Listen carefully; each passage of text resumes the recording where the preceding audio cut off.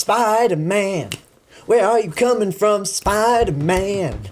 Nobody knows who you are.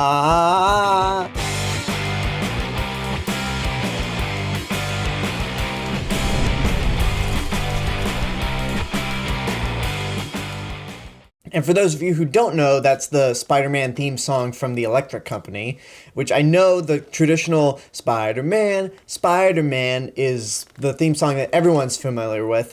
But I already made that joke in my review for The Amazing Spider-Man 2 3 years ago. But anyway, this is the start of my brand new retro review series. If you couldn't tell by the intro, and if you couldn't tell by the shirt, I will be talking about the Sam Raimi Spider-Man trilogy. We got Spider-Man Homecoming coming out in a few weeks, which marks the very first solo Spider-Man movie since he's part of the Marvel Cinematic Universe. And I figured to pay respects to the film series that started it all. Because without these movies, not only would there probably be no Tom Holland as Spider-Man, but we probably wouldn't even had a Marvel Cinematic Universe without these movies. So let's start off by paying some love and respect to Spider-Man from 2002. It stars Tobey Maguire, Willem Dafoe, Kirsten Dunst, James Franco, and J.K. Simmons. So the movie follows high school teenager Peter Parker, who, let's be honest, has a shitty-ass life. Nobody likes him at school. But then suddenly on a field trip, he gets bitten by a radioactive spider. Starts to become a little sick, but then the next day, his vision's a lot better. He can see perfectly fine without his glasses,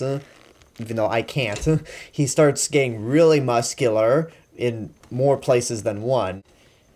Big change. And he realizes that he has all of these incredible powers and decides to take on the identity of Spider-Man. At the same time, this mysterious villain called the Green Goblin shows up, who turns out to be Norman Osborn, who is Harry Osborn's father. And things start to get a little complicated, because Norman Osborn really admires and respects Peter Parker more than his own son, and he doesn't quite know that he's Spider-Man, nor does Peter realize that Norman Osborn is the Green Goblin. I gotta say, like, more than any other superhero out there, more than Batman, more than Superman, even more than Iron Man and Captain America, Spider-Man is always my favorite, because he was the first superhero that I really loved as a kid, because he was a kid. He was funny, he was lighthearted, he had a good heart, and just being able to swing around the city is just something I'd want to do a hell of a lot more than have to dress up like a bat and stay up all night and fight crime. I mean, granted, Iron Man seems to get all the best stuff because he knows how to party, he knows how to be humorous, and he's got the money. But Spider-Man has always had more of a connection with me. I could relate to Spider-Man more than I could with those other heroes that I mentioned. And he was about the only superhero at the time that I really cared about. So when superhero movies had their big resurgence, starting with Bryan Singer's X-Men, I honestly didn't care. That was until I was in San Antonio visiting family. I went to see Jurassic Park 3, and in the lobby of the theater, there was a poster for Spider-Man. And before seeing Jurassic Park 3, there was a trailer that played for Spider-Man, and I was excited beyond belief. My favorite superhero was getting a big live-action movie. I couldn't wait to see it, and when I saw it, I loved it. Now, technically, I did review this movie back when the first Amazing Spider-Man came out in theaters. That review's actually on my old channel, but rewatching it again, this is a great movie. It's a movie that I feel like gets better as time goes on. It's not perfect.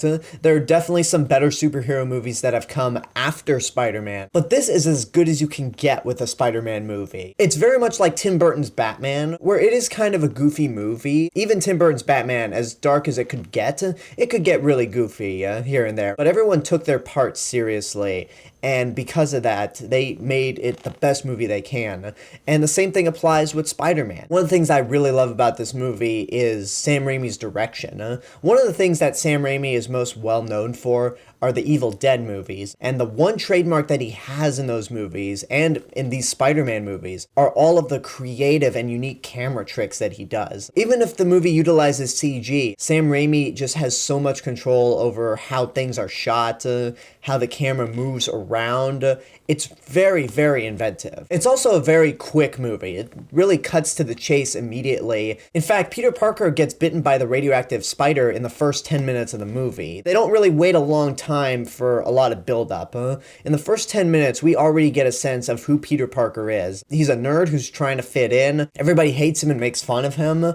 Then he gets bitten by the radioactive spider, and then his life changes forever. And speaking of Peter Parker, Tobey Maguire is fantastic as Peter Parker. For me personally, in the pre-Civil War Spider-Man movies, I feel like that the best Spider-Man in costume is Andrew Garfield, but the best Peter Parker is Tobey Maguire. He might not be the Peter Parker that I remember when I read Spider-Man or I think about the character, but he does nail Peter Parker in the sense that he's an awkward, insecure kid. You really relate to Peter Parker here because, yeah, he's nervous and he is awkward, but he's also really likable and he's also really intelligent. You admire how smart he is. You also buy into the relationship with his aunt and uncle, and all the relationships in this movie feel very real and organic. And also, Spider-Man is a lot more quippy than I remember him to be in these first three movies. For example, there's a scene where he's fighting Macho Man Randy Savage in his Phase 1 Spider-Man costume, I guess you'd say, where he says, "That's a cute outfit. Did your husband give it to you?" And then when he webs J. Jonah Jameson's mouth, he says, "Hey kiddo, let mom and dad talk for a minute, will ya?" He really nails the quips in a very casual manner where it's not overboard, and the costume looks incredible. It looks flawless. It's probably the best Spider-Man costume we've seen in live action. I still have to see a little more of Tom Holland as Spider-Man in the costume before I can ultimately make a decision with him. But as of now, Tobey Maguire, you know what? He's actually a much better Spider-Man in costume than I remember. He nails Peter Parker and Spider-Man completely. A lot of people give Kirsten Dunst some shit for this movie just because Mary Jane's kind of the worst girlfriend in the world, or she's annoying. In this movie, I don't really see that. The relationship between her and Peter Parker is actually very believable as well. Because for guys, we've all had those moments where we stumble across this girl who is the best in the world. She has great personality, she's beautiful, she's funny, and we just don't know how to approach her. And the movie does a fantastic job at capturing the moment when you're alone with the girl and you two like finally talk it out and get to know each other more. It's really well done, and I think Kirsten Dunst in this first movie is really great as MJ. She's very likable, charming, and she has great chemistry with Tobey Maguire.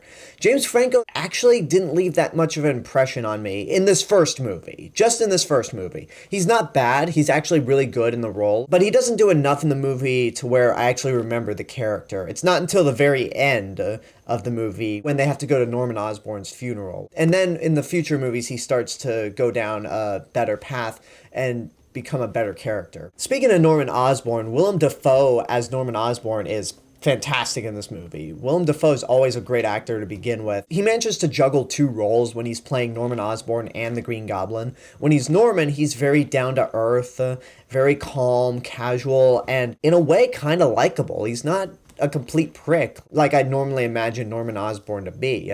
But then when he's the Green Goblin, he's completely over the top, sometimes in the best ways, other times not so much. And it can get a little silly with the suit, and when he's doing the dual personalities with the mirror scene, it could get a little silly, but hey, it's still enjoyable. I remember all those silly moments and enjoy those silly moments more than anything in the Mark Webb Spider-Man movies. And then lastly, J.K. Simmons as J. Jonah Jameson. I don't have much to add about this performance. Basically, it's perfect casting. Nobody else was born to play this role except J.K. Simmons.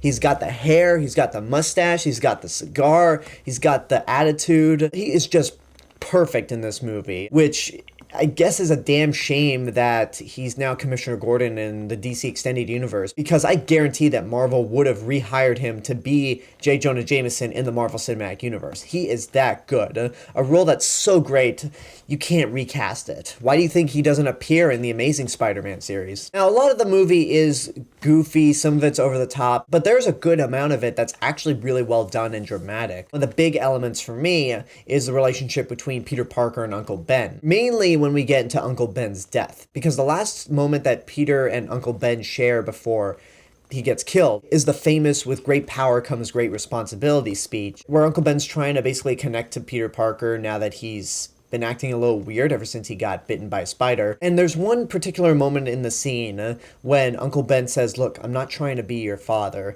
And Peter Parker snaps and says, "Then stop acting like my father." And then Uncle Ben just kind of goes silent and is like, Okay, I'll pick you up later on.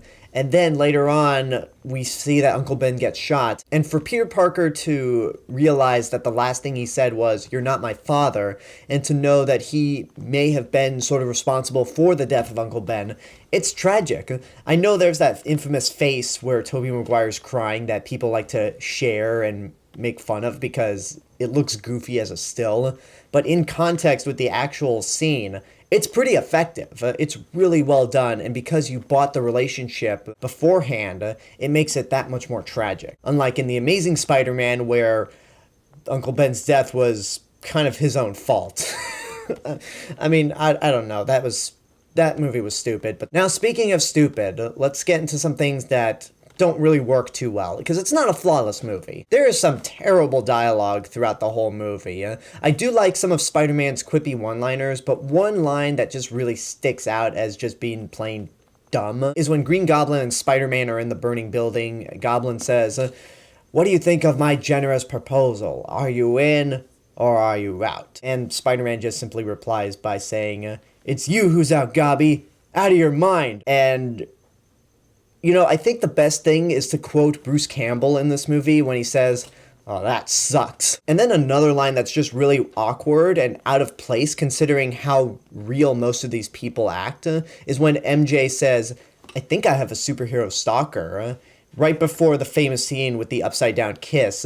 And you're just like, no woman would actually say that in a very charming way. That's pushing it, guys. There's some more bad dialogue scattered throughout the movie, but not enough to ruin the movie. There's some terrible CG in this movie also, but then there's some CG that's also really good. The bad CG is when Peter Parker's running across the rooftops, testing out his powers, and it looks like Woody running in the first Toy Story. It's that level bad. But then there's some other great effects, like the slow-motion spider sense scene. That's really well done and really creative. Once again, showing all the creative shots that Sam Raimi can do when he directs movies. It's a mixed bag. It's CG that's definitely better than the CGI Scorpion King in The Mummy Returns. Also, something that doesn't look really good is the Green Goblin's costume. Everyone said that it looks like something out of Power Rangers. But to be honest, that costume looks more like Jet Jaguar. I mean, if you compare Jet Jaguar and the Green Goblin costume in this movie, tell me you can't see the resemblance. You got the cone head, you got the stupid smile.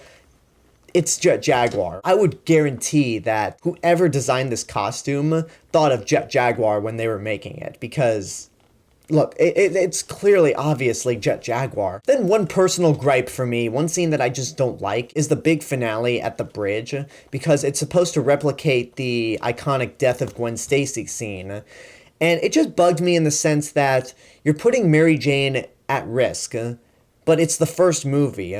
We know you're not going to kill her off in the first movie, so what's the point of replicating this iconic scene? A scene that was like a big groundbreaking point in comic books, where you just realized, holy crap, these things can actually go dark. Characters don't always have a happy ending in these books, so it's a scene that was really iconic and groundbreaking. For them to replicate that scene in this first movie, when we know they're not going to kill her off, it's just kind of bullshit. But overall, I don't have much else to complain about. It's really well paced, it's well acted, well written for a superhero movie. The camera work is outstanding. The music by Danny Elfman is also great. There are many points where it actually does remind me of Tim Burton's Batman in a way with the music.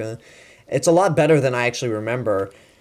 And overall, it's just a really fun superhero movie. It does have some problems though, so I can't say get off your ass and go see it right now, but it's definitely worth seeing in your lifetime. It was one of the biggest phenomenons of the year it came out, and Spider-Man was already on the map as one of the big iconic superhero movies out there, but this movie was definitely a game changer when it came out in terms of superhero movies, so definitely check out the first Spider-Man movie if you haven't.